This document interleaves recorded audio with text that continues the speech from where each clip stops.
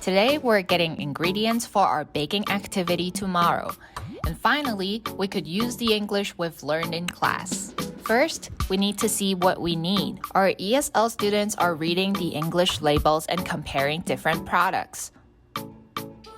So we're going to have to share. They don't have pastry puff. Right? You didn't find pastry puff? The one they have is for cleaning, not for food. And finally, we got everything we need. Before we bake, the teacher introduces the baking vocabularies to our ESL students. What do you need? Why did you open it right away? Don't open it yet. Only English. Only English.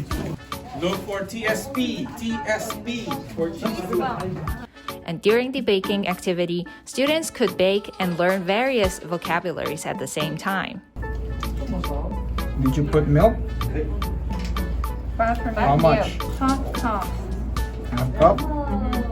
Okay. When we say doughy, it's too dry. See? Too dry. That means it doesn't have too much water.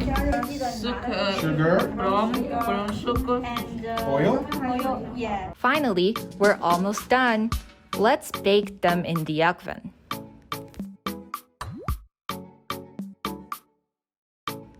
It smells so good. Take this, put there. Okay? It's not sweet.